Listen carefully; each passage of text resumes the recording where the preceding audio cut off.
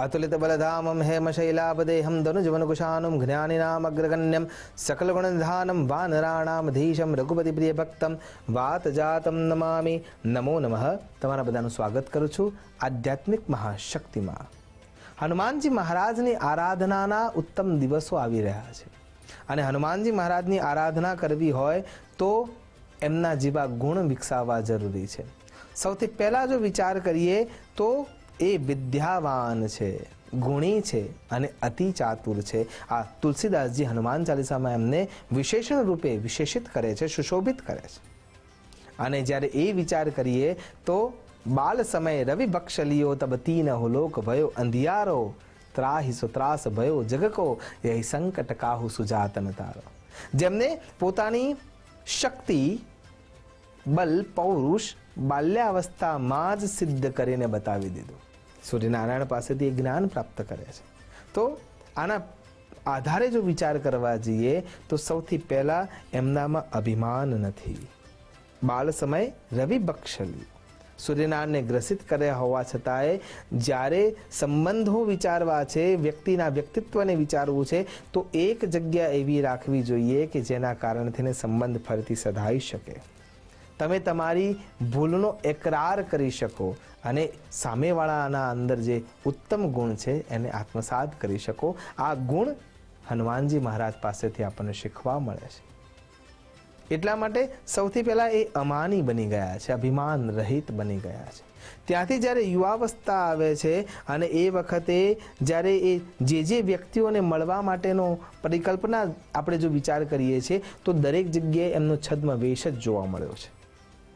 હનુમાનજીની કેટેગરી પણ કોઈ દેવ તત્વની કે ભગવાન તત્વની નથી, એનાથી ઉપરની એ કેટેગરીમાં આવે છે, કિમ પુરુષ જેને કહેવામાં આવે છે। એટલે કે જ્યારે હનુમાનજી મહારાજ રામજીને પહેલી વાર મળવા માટે જાય છે ત્યારે એક બ્રાહ્મણના વેશમાં જાય છે અને બ્રાહ્મણના વેશમાં જઈ અને વેદ પરાંગતતાની વાતો કરે છે। એ જ રીતે જ્યારે એ વિભીષણને મળે છે ત્યારે એ ફરીથી બ્રાહ્મણના રૂપમાં જ મળે છે। એ જ રીતે જ્યારે ભીમને મળી રહ્યા છે ત્યારે વૃદ્ધ વાનર રૂપે મળી રહ્યા છે। એ જ રીતે જ્યારે અર્જુનના રથના જે ધ્વજમાં જ્યારે એમને બેસવાનું થાય છે ત્યારે એ યુવાવસ્થામાં છે। એટલે એ વારે વારે ક્ષણે ક્ષણે નવીન્યતાને પ્રાપ્ત કરે છે। એટલા માટે જ્યારે વિચાર કરીએ છીએ ત્યારે છદ્મ રૂપ ધારણ કરવાની એમની જે ક્ષમતા છે એ સ્પષ્ટ રૂપે જોવા મળે છે અને એમને એ કિમ પુરુષમાં પરિવર્તિત પણ કરે છે। ત્યાંથી આગળ જો વિચાર કરીએ તો એમની પાસે કોમ્યુનિકેશનની જે સ્કિલ છે એ અત્યંત પ્રબળ અને પ્રભાવક છે। સૌથી પહેલાં જ્યારે રામજીને એ મળે છે ત્યારે એ મિત્રતા કરાવે છે સુગ્રીવ પાસે। કેમ? જો ઈચ્છત તો વાલી સાથે પણ એ વ્યવસ્થા કરાવી જ શકતા હોત મિત્રતાના ભાવે, પણ એ અધર્મના પ્રબળ અને પ્રશસ્ત વ્યક્તિને પણ ઓળખે છે અને ધર્મના માર્ગ તરફ જે સત્યવાન છે એને પણ ઓળખે છે અને એટલા માટે એ સુગ્રીવ સાથે એમની મિત્રતા કરાવે છે। ત્યાંથી જ્યારે લંકાના માર્ગ તરફ આગળ જઈ રહ્યા છે ત્યારે ત્યાં પણ અભિમાન તત્વને એ ઓગાળીને જ બેઠા છે। જામવંતજીના વચનોને સાંભળીને હનુમાનજીને પોતાની શક્તિ યાદ આવે છે અને પછી શક્તિ યાદ આવ્યા પછી પણ એ વિનમ્રતાથી ત્યાં કોમ્યુનિકેશનની સ્કિલ બતાવે છે અને જામવંતજીને હાથ જોડીને પૂછે છે। શક્તિ આવ્યા પછી પણ પૂછવાની ક્યાં જરૂર છે? આપણે આજે યુવાનો આ તો કરી રહ્યા છે। અને એ વખતે જામવંતજીના વચનોને સાંભળીને પછી છલાંગ લગાવે છે અને ત્યાંથી જ્યારે આગળ નીકળી રહ્યા છે ત્યારે સૌથી પહેલાં એ વિભીષણને મળે છે। વિભીષણને જ્યારે એ મળી રહ્યા છે ત્યારે પણ જે કોમ્યુનિકેશન કરી રહ્યા છે એ પણ વિભીષણને વિશ્વાસ આપવાની વાત કરી રહ્યા છે કે સુવર્ણની લંકામાં જ્યારે બધા જ સૂઈ રહ્યા છે ત્યારે જેના મુખમાં રામનું નામ છે ને એ જ જાગૃતતાને પ્રાપ્ત કરી શકે, એટલા માટે એના સાથે કોમ્યુનિકેશન કરે છે। જ્યારે સીતા માતાના જોડે જાય છે ત્યારે એમને વિશ્વાસ અપાવવાનું કામ કરે છે। ત્યાં એ પોતાની ઓળખ એ રીતે નથી આપતા કે હું બાલ્યાવસ્થામાં પંચ મહાભૂતોને સાધ્ય કરી ચૂક્યો છું, શાસ્ત્રને જાણનાર છું, બ્રહ્મ તેજથી યુક્ત થઈ ગયો છું। ના, એ પોતાની જાતને શું ઓળખમાં મૂકે છે? રામદૂત મેં માતુ જાનકી, સત્ય શપથ કરુણા નિદાન કી। ત્યાંથી આગળ જ્યારે રાવણની સભામાં જાય છે ત્યારે પરમ વિદ્વાન રાવણને પણ એ જ અવસ્થાથી સમજાવે છે। વિદ્વાનને સમજાવવો છે તો વિદ્વત્તાથી સમજાવી શકાશે। અને એટલા માટે એ રાવણ સાથે પણ એ જ રીતનો સંવાદ કરે છે. જ્યારે ભરતજી મહારાજને મળે છે ત્યારે પણ ભરતજીને સાંત્વના આપવાનું કામ કરે છે. એનાથી આગળ વિચાર કરીએ તો મર્યાદાનું અતિક્રમણ ક્યારેય પણ એમને કર્યું નથી.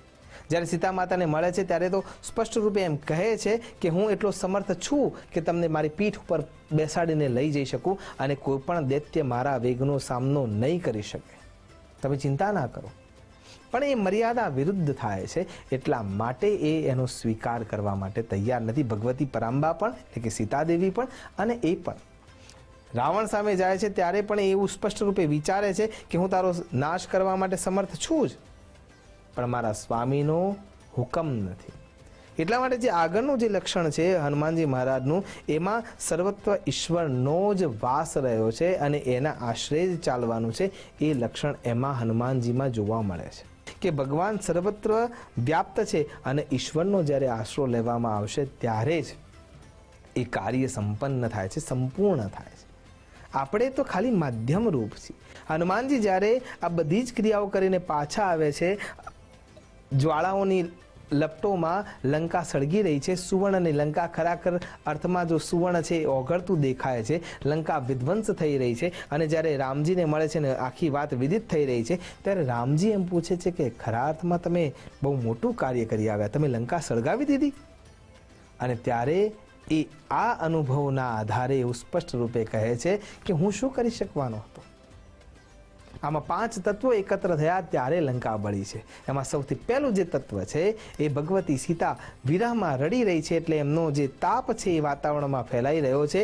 મંદોદરીને ખબર છે કે રાવણે સીતાજીનું અપહરણ કરીને ખોટું કર્મ કર્યું છે, એને એક રોકી શકતી નથી. એટલે એનો સંતાપ જે છે એ સંતાપ એટલો પ્રબળ થઈ ગયો છે અને સાથે રાવણનું પાપ પણ એટલું પ્રબળ થઈ ગયું છે. એટલે કે સીતાજીનો તાપ, મંદોદરીનો સંતાપ, રાવણનું પાપ અને આ બધા જ સામે તમારો જે પ્રતાપ છે એ ક્યાં ઓછો છે. તમારા પ્રતાપના કારણે અગ્નિદેવ ત્યાં પ્રબળ થવા માટે તૈયાર થયા અને ચોથું જે કારણ તમે આપ્યું તમારા પ્રતાપ સાથે, એના પછી 5મું જે કારણ છે એ મારા પિતાજી બાપ રૂપે એટલે કે પવનદેવે મદદ કરી અને આ 5 તત્વો એકત્ર થયા ત્યારે લંકા સળગી છે. એમાં મેં ક્યાં કશું કર્યું છે. તો જે આ અવસ્થાને સમજાવે છે અને ક્રેડિટ લેતો નથી. આપણે નાનું અમથું કામ કરીએ અને ક્રેડિટ લેવા માટે દોડીએ છીએ તો આપણી ભૂલ થાય છે. તો હનુમાનજીના આપણે ખરા અર્થમાં ભક્ત નથી. તો હનુમાનજીને જે જન્મોત્સવની રૂપમાં આપણે ઉજવણી કરી રહ્યા છીએ એમાં આ ગુણોને આત્મસાત કરીએ. આશા કરું છું ભગવાન હનુમાનજી મહારાજની શક્તિ, ભક્તિ, બુદ્ધિ, સામર્થ્ય અને એનો અંશરૂપ ભાગ આપણાના અંદર ઉતરે. આપણે સતત જાગૃત અવસ્થાને પ્રાપ્ત કરી રાષ્ટ્ર સેવાના સંકલ્પને પાર પાડીએ અને ખરા અર્થમાં રામ રાજ્યમાં રહી શકીએ. એ જ પરિકલ્પના, અભ્યર્થના સાથે નમસ્કાર. અસ્તુ સદા શિવોહમ. નમો નમઃ.